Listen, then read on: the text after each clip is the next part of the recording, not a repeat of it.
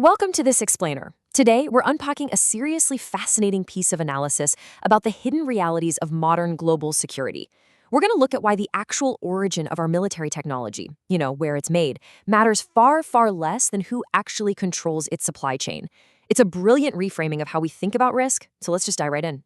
To kick things off, we really have to ask a fundamental question. What actually counts as military infrastructure today?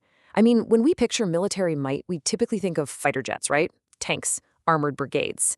But modern warfare is just as reliant on civilian ports, 5G mobile networks, and commercial cloud infrastructure. The weapon itself, that's really just the visible end of a very long, very complex supply chain. Section 1. The new military infrastructure. To really wrap our heads around this shift, we need to look at the sheer scale of NATO's reliance on commercial and civilian tech just for its daily operations and survival. Take a look at this staggering number, 90%. The source material points out that civilian assets provide roughly 90% of the transport used in large military operations. Think about that for a second. A military force literally cannot move without civilian railways and commercial logistics doing the heavy lifting. And hey, it definitely doesn't stop at transport. Civilian assets also provide more than 70% of all defense satellite communications. In a way, the military is essentially renting its eyes and ears from the commercial sector. And perhaps most astonishingly, roughly 95% of transatlantic internet traffic runs through civilian infrastructure. This is basically the circulatory system through which military forces communicate, coordinate, and, well, survive. These aren't just minor peripheral dependencies.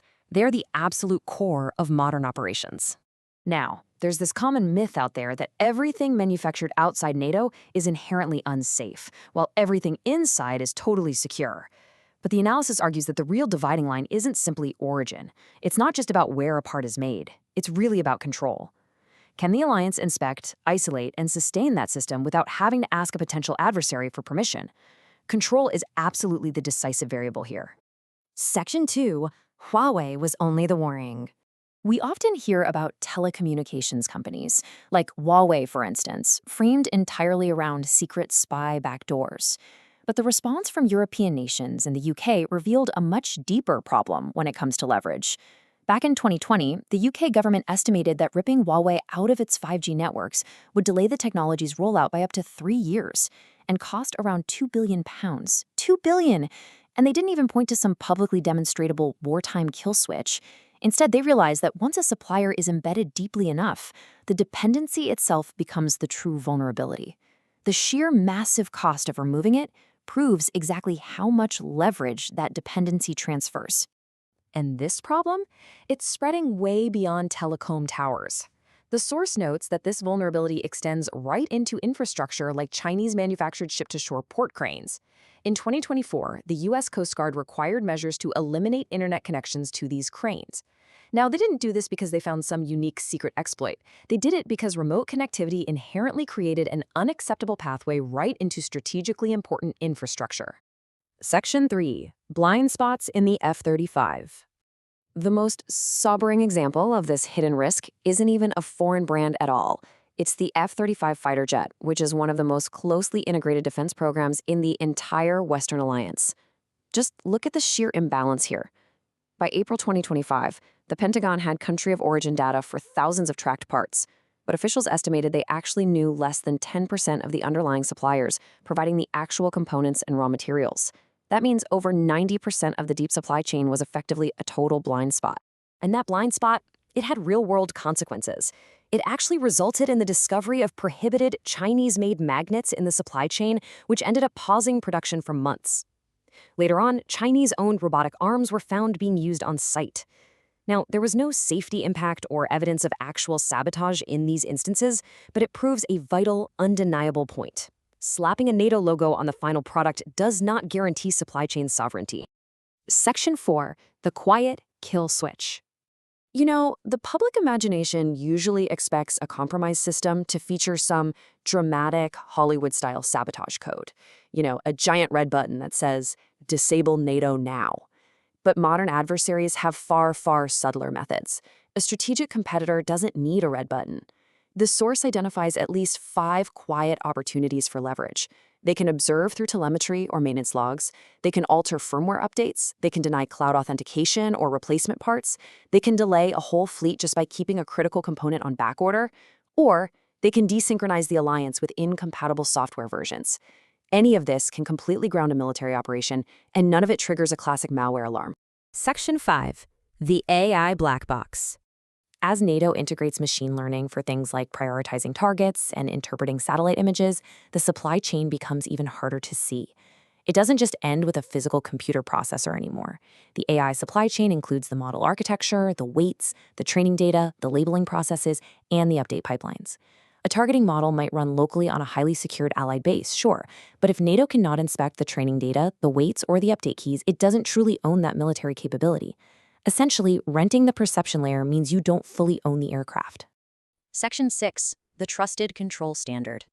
So to solve this crisis of hidden dependency, the author argues NATO needs a transparent risk tiering system, basically a 5-question standard that gets applied before any system becomes irreplaceable. Question 1. Can NATO see the supply chain? The prime contractor has to provide a continuous bill of materials. Visibility simply cannot stop at the first 2 tiers of suppliers, especially when the most dangerous vulnerabilities might be buried 4 or 5 companies deeper. Question 2. Can NATO inspect the system? For mission-critical software and AI, allied security authorities require sufficient source access, test interfaces, and model weights. They need to verify exactly what the software or AI is doing. The word proprietary just cannot be the final answer when a system is literally deciding what's a friendly target and what's hostile. Question 3. Can NATO isolate it? The test here is brutally simple. Does the core mission still function securely even if the vendor's cloud or their home country network completely disappears tomorrow? If the answer is no, well, then the system is a vulnerability. Question 4. Can NATO sustain it? A weapons platform that operates beautifully in peacetime but breaks down after 6 months without factory support is not a durable capability. Technicians out in the field need the diagnostic tools, the spare parts, and the legal rights to maintain and repair the system through a prolonged conflict completely on their own. And finally, question 5. Can NATO replace it? Modular designs, open interfaces, and common standards absolutely must allow components to be substituted. Having multiple vendors isn't just about good economics. It protects against coercion, sabotage, or, honestly, just ordinary industrial failure. Now, there is a really crucial caveat here. Risk is not guilt, and procurement is not a criminal trial. The source makes it very clear that a company isn't inherently guilty or conducting espionage just because of its nationality. But a military planner would be negligent to ignore the jurisdiction a supplier operates under. The standard we're aiming for isn't whether we can prove hostile intent beyond a reasonable doubt. The standard is whether a dependency could be exploited by a strategic competitor to gain leverage over the alliance. The Huawei controversy? That was just the warning. The F-35 supply chain was the X-ray showing us our vulnerabilities. And it leaves us with one incredibly provocative thought directly from the source material to carry forward. NATO cannot deter through a black box. When the next conflict arises, will our critical systems be inspectable, repairable, and under true trusted control? Or will we find ourselves locked out of our own defense infrastructure on the very day we need it most? Thanks so much for joining me for this explainer. Keep questioning what you see.